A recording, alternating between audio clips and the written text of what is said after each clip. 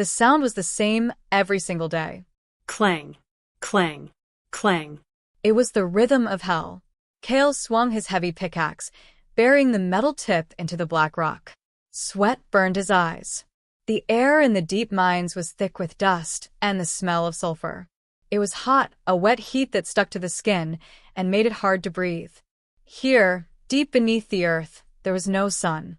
There was only the orange glow of lava flows and the harsh light of the hanging oil lamps. This was the pit. It was a prison, a workplace, and a grave for thousands of souls. Kale was 20 years old, but he looked older.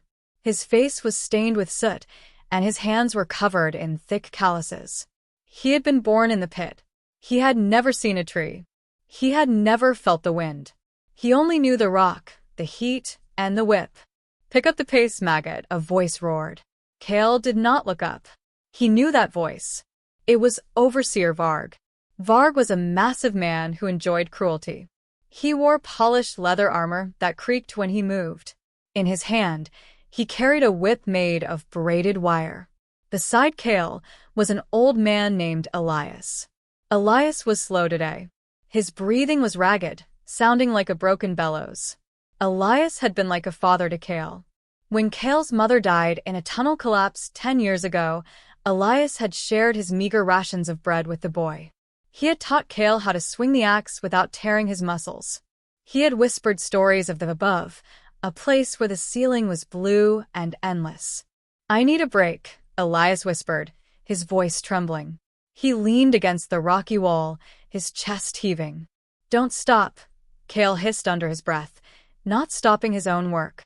"Varg is watching. Just 2 more swings, Elias. Please." But Elias couldn't do it. The old man's knees buckled. He slid down the rough wall and slumped onto the ground. The pickaxe slipped from his weak grip and clattered loudly against a stone. The sound echoed through the tunnel. Everything went silent. Other slaves stopped working, their eyes wide with fear.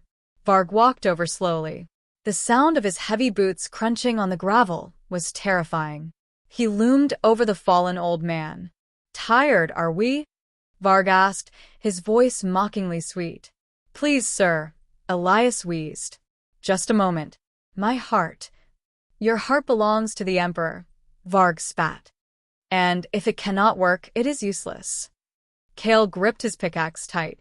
His knuckles turned white. "Don't do it," he told himself. "If you move, you die." Varg raised the wire whip. He didn't just strike Elias.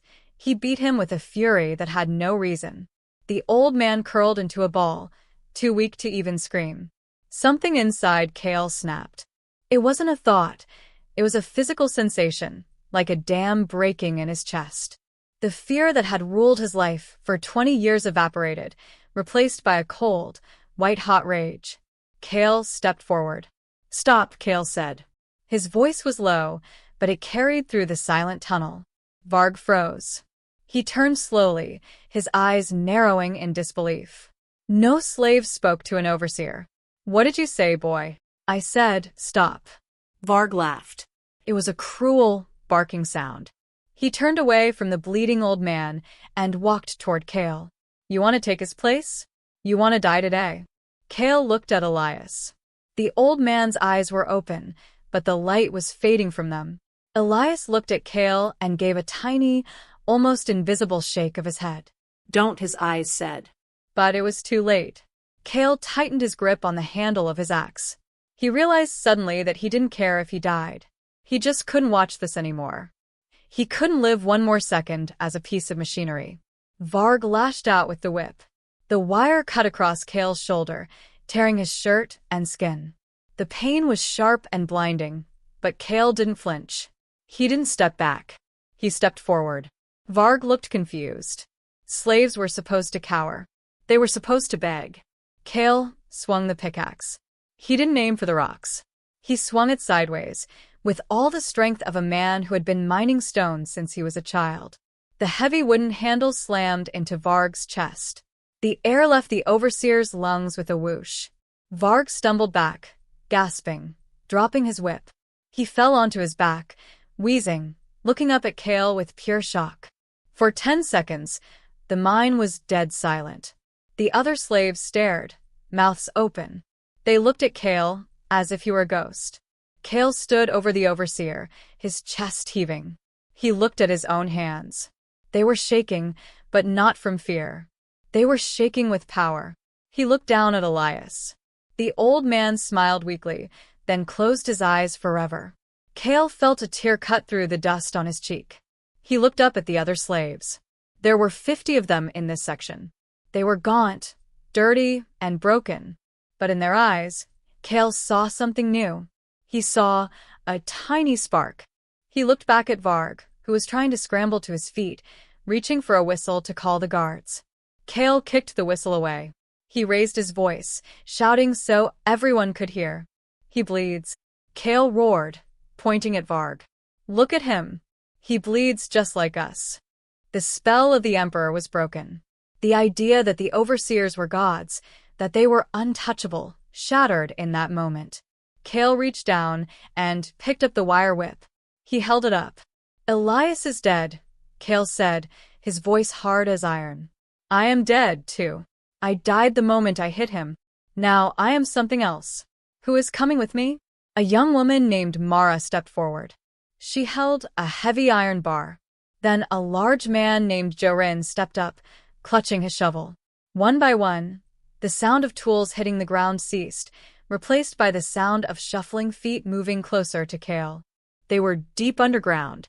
There were 1,000 guards between them and the surface. They had no armor, no swords, and no map. But for the first time in history, the slaves of the pit were not looking at the ground. They were looking up. The rebellion did not start with a scream. It started with silence. After Kale struck Varg, they had acted quickly. They bound the overseer and gagged him, dragging him into a disused mining shaft where the shadows were deep. They couldn't kill him yet. His death would trigger an alarm. They needed time. Kale stood in the center of the cramped sleeping quarters. It was night, or what passed for night in the pit. The main lights were dimmed to a dull red glow. The air was heavy with the smell of sweat and fear. 50 slaves gathered around him, their faces pale in the gloom. They will find Varg in the morning, Kale said quietly. When they do, they will come for us. They will kill everyone in this sector just to make a lesson out of us. We can't fight the whole garrison, Jorin said. He was a giant of a man, strong as an ox, but his voice shook. They have rifles. They have armor. We have rocks. We have the tunnels, Kale countered. He looked around the circle. We know the dark better than they do. We know which shafts have bad air. We know which tunnels are unstable. Mara, the woman who had stepped forward first, spoke up. She was small but fierce, with eyes that missed nothing. Knowing the tunnels isn't enough, Kale. We are trapped. The main elevator is the only way up, and it's guarded by 20 men. Kale nodded. He reached into his pocket and pulled out a crumpled, dirty piece of paper. It was something he had taken from Elias's hidden stash years ago, a secret the old man had guarded with his life. Elias was a maintainer before he was sent to the mines, Kale revealed. He drew this. It's a schematic of the ventilation system. The slaves leaned in, squinting at the faded drawing. The great fans, Kale pointed to a circle on the paper. They pump fresh air down to us. The shafts for the fans are too steep to climb, and the blades would chop us to pieces. So it's useless, a voice muttered from the back. No, Kale said firmly. Look here.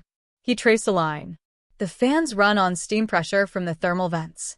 If we jam the pressure valves, the fans will stop, but the pressure will build up in the boiler room. Mara's eyes widened. It will cause an explosion. A massive one, Kale agreed. It will blow the main gates of the upper level. The smoke will fill the guard towers.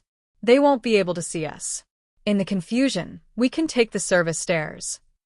A heavy silence fell over the room. It was a suicide mission, but it was also a chance. Who jams the valves? Jorin asked. I will, Kale said. I know the layout. You can't do it alone, Mara said. You need someone to hold the bypass lever while you turn the wheel. I'm coming with you. Kale looked at her. He wanted to say no, to protect her, but he knew she was right. Okay. We move in 1 hour. The next hour was agony. Every creak of the settling earth sounded like a guard's boot. Every drip of water sounded like a ticking clock. Kale moved among the men and women, gripping their shoulders, giving them strength. He saw fear, yes, but he also saw hope. For the first time, they weren't just waiting to die. They were choosing how to live. At the agreed time, Kale and Mara slipped out of the sleeping quarters. They moved like shadows. They wore rags wrapped around their feet to muffle their steps. The tunnels were a maze, but Kale had the map memorized. They reached the maintenance sector. It was hotter here, the air vibrating with the hum of the massive machines. Steam hissed from leaking pipes, creating a fog that helped hide them. They crept past 2 guards who were playing dice, too bored to watch the corridor. Kale's heart hammered against his ribs. He gripped a heavy wrench he had stolen from the tool shed. They reached the main valve room. It was a metal chamber dominated by a wheel the size of a wagon. There, Kale pointed. That's the pressure release. They rushed forward. Kale grabbed the wheel. It was hot to the touch. He groaned, pushing with all his might. It didn't move. Rust and grime had sealed it shut. It stuck. Kale gritted his teeth, sweat pouring down his face. Pull the lever. Mara shouted over the roar of the steam. She grabbed the bypass lever and yanked it down. Now turn it. Kale put his back into it. He roared, channeling every ounce of pain, every beating he had ever taken, every meal he had been denied. Turn. Turn for Elias. Turn for freedom. With a screech of tearing metal, the wheel gave way. It spun. The needle on the pressure gauge shot into the red zone. A siren began to wail. A piercing, mechanical scream that echoed through the entire mine. It's done, Kale shouted. Run. They sprinted back toward the door, but it burst open. 3 guards stood there, rifles raised. Halt, one screamed. Kale didn't stop. He threw the heavy wrench. It spun through the steam and struck the lead guard in the helmet, knocking him down. Go, Mara. Kale tackled the second guard, driving his shoulder into the man's gut. The third guard aimed his rifle at Kale, but Mara was faster. She swung a steam pipe she had grabbed from the floor, smashing the guard's knee. Gunfire erupted. A bullet grazed Kale's arm, searing like a hot iron. But the adrenaline was too high. He felt no pain. The pressure. Mara yelled, pointing at the gauge. The glass cracked. The pipes began to shake violently. We have to get to the others. Kale scrambled up. They ran. Behind them, the boiler room groaned. A deep, thumping sound began, getting faster and faster. It sounded like the heartbeat of a dying giant. They reached the main tunnel just as the explosion happened. It wasn't a sound, it was a physical blow. The ground jumped. A blast of hot wind knocked them off their feet. Far above them, the great iron gates of the mine were blown off their hinges. Smoke, thick and black, poured into the shafts. The alarms were deafening. Chaos erupted. Kale stood up, coughing in the smoke.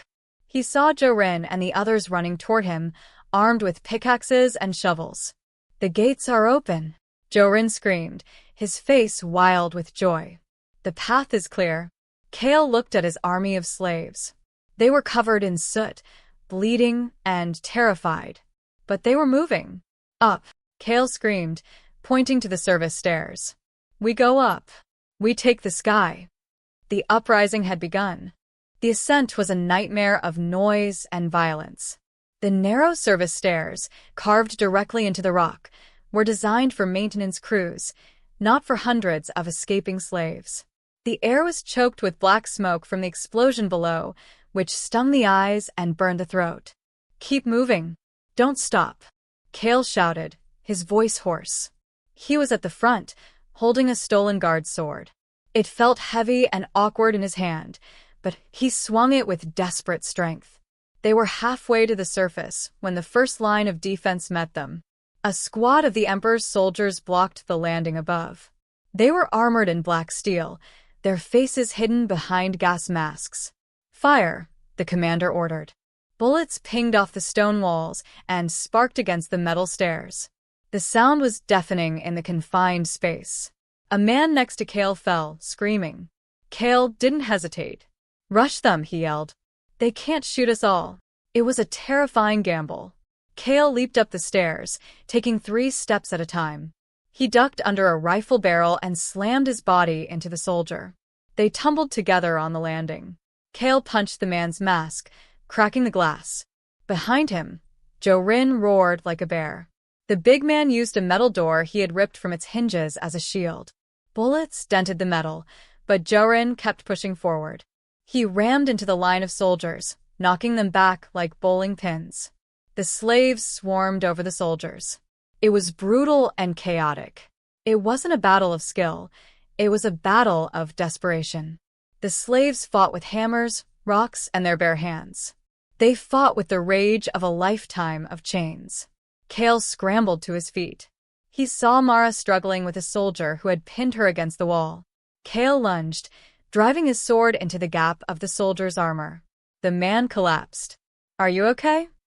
Kale gasped, pulling Mara up. "I'm fine," she spat, wiping blood from her lip. "Go." The upper gate. They climbed higher. The air grew cooler, but the fighting grew fiercer. The smoke was thinning, which meant the guards above could see them better. They reached the final checkpoint, the Sun Gate. It was a massive grate of iron bars that separated the underworld from the surface. The explosion from the ventilation shaft had damaged the locking mechanism, but the gate was still jammed shut. Through the bars, Kale could see it. The sky. It was a blinding, painful blue. It was so bright it made his eyes water. "Push," Kale commanded. 20 men threw themselves against the gate. It groaned but didn't budge. It stuck on the latch. Mara yelled. She squeezed her small frame between the struggling men. "I can trip it, but I need cover." Beyond the gate, more guards were running into position. They raised their rifles. "Shields!"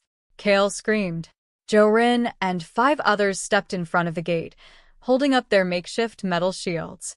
A hail of bullets slammed into them. Jorin grunted as a shot pierced his shoulder, but he didn't drop his shield. "Hurry, girl," he bellowed. Mara jammed a metal spike into the mechanism. She used a rock to hammer it down. Clang, clang, clang.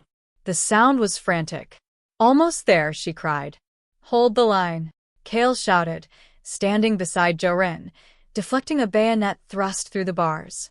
With a loud crack, the mechanism shattered. The gate swung outward.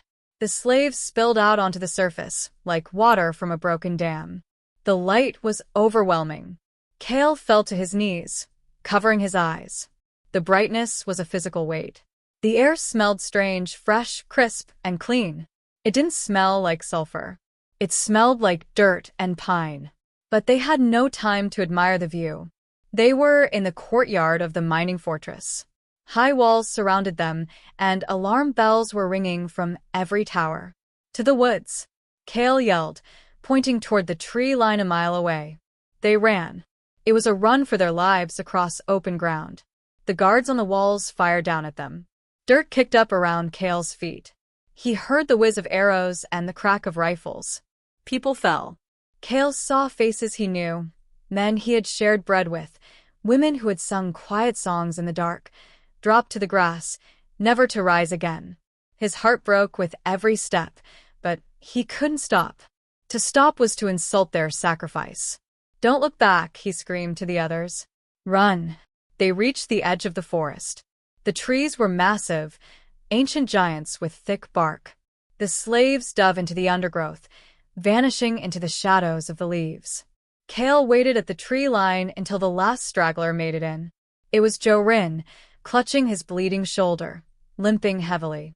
Kale grabbed him and pulled him into the cover of the bushes. They collapsed on the soft earth, gasping for air. Kale looked back at the fortress. The Sun Gate stood open. Black smoke billowed out, staining the perfect blue sky.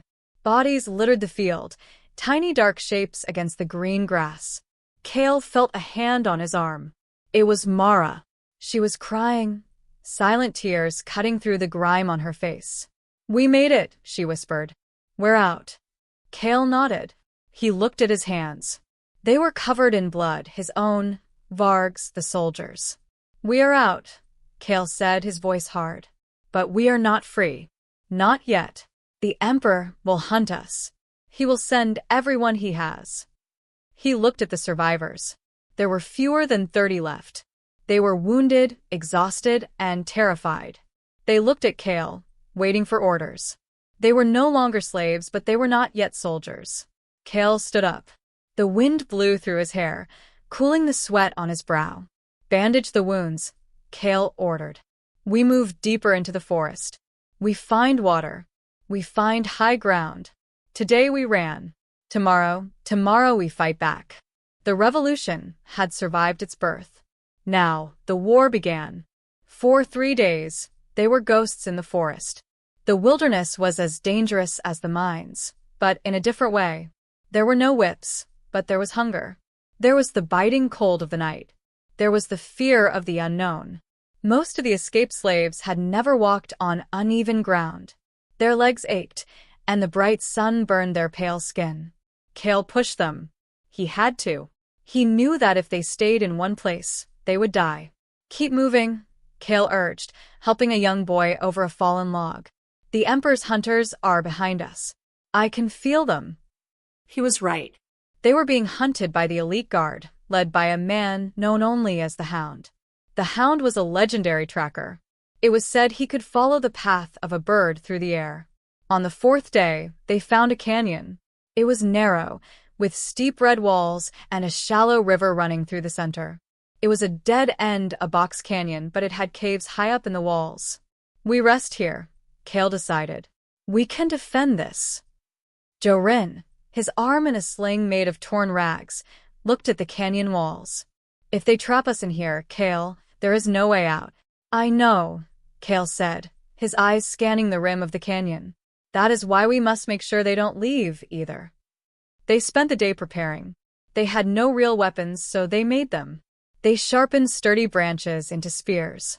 They gathered heavy rocks and piled them on the ledges above the narrow entrance. They wove nets from vines. Kale watched them work. They were changing. The hunch in their shoulders from the low tunnels was disappearing. They stood taller. The fear in their eyes was being replaced by a grim determination. They were becoming a pack. At sunset, the birds in the forest went silent. Kale stood on a high rock, watching the entrance of the canyon. They are here, he whispered. Out of the trees marched the elite guard. There were only 20 of them, but they were professional killers. They wore silver armor that gleamed in the dying light. At the front was the Hound. He wore no helmet. His face was scarred, and he carried a long, curved sword. The Hound stopped and looked up at Kale. He smiled. It was a predator's smile. End of the run, little miner, the Hound called out. His voice was smooth and mocking. Come down. Put on the chains. The Emperor is merciful. He will only execute half of you. Kale stood tall. He held a spear he had carved himself. We have no chains, Kale shouted back. And we have no Emperor. The Hound laughed. He drew his sword. Kill them all, he ordered his men. The soldiers charged into the canyon. They moved with discipline, shields raised. Kale waited. He waited until they were deep in the narrow pass, directly under the ledges. Now, Kale screamed. Mara and Jorin shoved the piles of rocks off the cliffs. The canyon thundered. Boulders crashed down on the soldiers. The discipline of the elite guard shattered instantly. Shields crumpled like paper. Men screamed as they were crushed. Attack. Kale yelled. The escaped slaves leaped from their hiding spots in the caves. They didn't fight like soldiers. They fought like the mountain itself. They dropped onto the confused guards. They stabbed with wooden spears into the gaps of the armor. They used rocks to smash helmets. Kale jumped from his perch, landing on a soldier and driving him to the ground. He rolled, dodging a sword swing, and swept the man's legs. The Hound was still standing. He was fast, spinning his curved sword, cutting down 2 of Kale's people. Kale charged him. Varg fell. You will fall too. The Hound parried Kale's spear effortlessly, slicing the wood in half. Varg was a fat pig, the Hound sneered. I am death. He lunged. The tip of the sword cut Kale's chest. Kale stumbled back, gasping. The hound was too fast, too skilled. The hound raised his sword for the killing blow. Suddenly, a rock the size of a melon smashed into the hound's shoulder. He staggered, dropping his arm. Kale looked up. It was the young boy he had helped earlier, standing on a ledge with a sling. Kale didn't waste the moment. He tackled the hound. They rolled into the shallow river, the water turning red. The hound was strong, his hands reaching for Kale's throat. Kale couldn't breathe. Black spots danced in his vision. Kale's hand found a loose stone in the riverbed. He gripped it. He thought of the mines. He thought of the rhythm. Clang, clang. He smashed the rock into the hound's temple. Once. Twice. The grip on his throat loosened. The hound went limp, floating in the water. Kale stood up, dripping wet, gasping for air. The canyon was silent again. The elite guard was destroyed. The invincibility of the Empire had been proven a lie for the second time. The slaves gathered around Kale. They looked at the dead soldiers, then at each other. They had won. They had defeated the best fighters in the land. Kale picked up the hound's silver sword. It was light, perfectly balanced. He held it up to the sky. "They will send more," Jorin said heavily, looking at the bodies. "Armies." "Let them come," Kale said. He looked at his people. They were bloodied, but they were standing straight. "We have armor now. We have swords. And we know we can win." He turned to Mara. "Gather the weapons. Strip the armor. Tonight, we eat their rations. Tomorrow we stop running." "What do you mean?" Mara asked. Kale looked at the horizon, toward the distant, glowing lights of the capital city. "We don't hide in the woods anymore," Kale said, his voice cold and steady. "We're going to the dam. If we destroy the dam, the mines flood. The factories stop. The city goes dark." "That is the heart of the Empire," Jorin whispered. "It is impossible." Kale looked at the silver sword in his hand. "Nothing is impossible. We were slaves. Now we are kings of this canyon. Tomorrow we take their world." The Great Dam was a mountain of concrete and steel. It held back the Black River, providing the power that ran the Empire's factories and lit the Emperor's palace. It was the symbol of absolute control. Kale and his band of rebels lay on the ridge overlooking the facility. It had been 2 weeks since the fight in the canyon. They were no longer a ragged group of runaways. They were a strike team. They wore the mismatched pieces of silver armor taken from the dead elite guard. They carried stolen rifles and swords. They moved with a silent, deadly purpose. "There are 4 guard towers," Mara whispered, lowering her binoculars. "Searchlights sweep the perimeter every 30 seconds. And the explosives?" Kale asked. Jorin patted the heavy satchel on his back. "They had raided a supply convoy 3 days ago. Enough blasting powder to crack the world in half." "Good," Kale said. "We don't need to kill everyone. We just need to blow the main turbine housing. If the turbine goes, the pressure builds up and the dam collapses." It was the same logic as the ventilation fans in the mine, but on a massive scale. "This is it," Kale said to the group. "Once we do this, there is no going back. The Empire will be crippled. The other colonies will see the darkness and know it is time to rise." He looked at them. Jorin, Mara, the young boy who is now a scout. They were his family. "If we die tonight," Kale said softly, "we die free." "We move," Mara said. They descended the ridge under the cover of a cloudy night. They moved through the brush, timing their runs between the sweeping searchlights. They reached the outer fence. Mara used wire cutters to slice an opening. They were inside. They crept toward the turbine hall, a massive building at the base of the dam. Suddenly, a siren blared. "They saw us," Jorin yelled. Floodlights snapped on, blinding them. Machine gun fire erupted from the towers, chewing up the ground around them.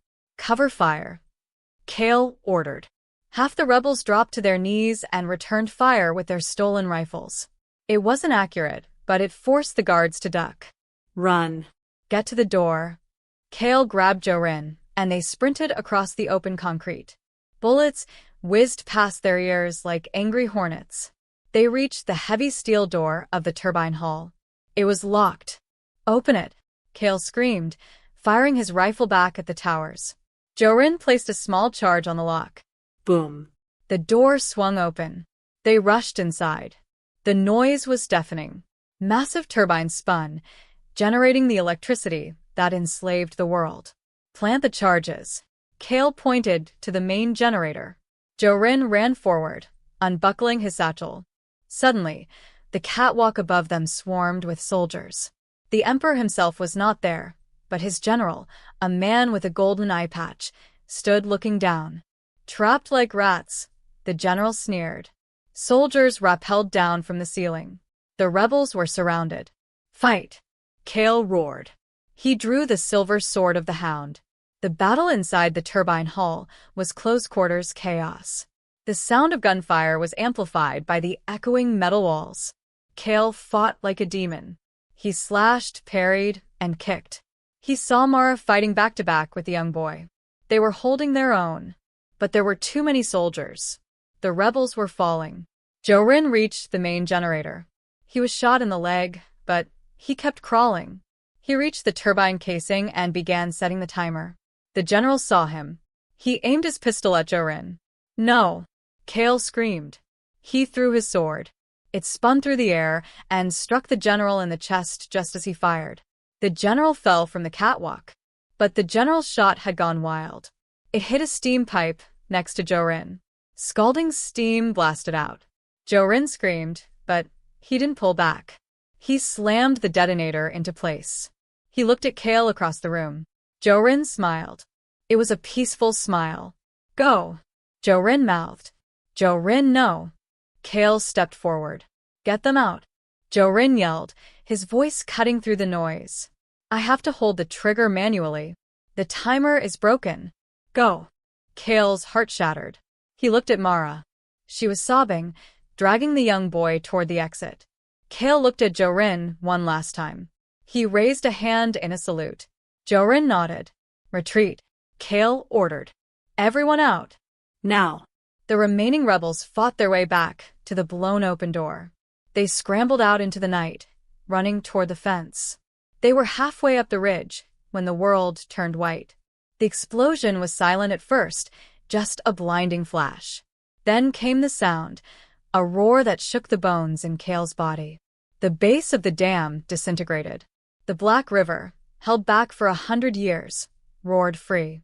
Millions of tons of water smashed into the turbine hull, obliterating it instantly. The water surged forward, washing away the guard towers, the fences, and the power station. Then the lights went out. First the facility went dark. Then the city on the horizon blinked out. The massive palace of the Emperor, which had shone like a diamond on the hill, vanished into the blackness of the night. Silence returned to the valley, broken only by the rushing water. Kale stood on the ridge, watching the darkness. Tears streamed down his face. Jorin was gone. Half his friends were gone. But as he watched, he saw something. Far away, in the darkness of the city, a small fire was lit on a hilltop. Then another. Then another. "Look," Mara whispered, pointing. Tiny lights were appearing all over the valley. Not electric lights. Torches. Bonfires. "They see the darkness," Kale said, his voice trembling. "They know the power is gone. They are rising." The signal had been sent. The fear was gone. The Emperor sat in a dark palace, and his people were lighting fires of rebellion. Kale sheathed a knife he had picked up. He put his arm around Mara. "We lost much," Kale said, "but we gave them a chance." "What do we do now?" the young boy asked. Kale turned away from the destruction and looked toward the distant fires. "Now," Kale said. "Now we go join them. The revolution has just begun." He walked into the darkness, not as a slave, not as a miner, but as the spark that had set the world on fire. Here is part 6 of the story, continuing the intense saga of Kale and the revolution.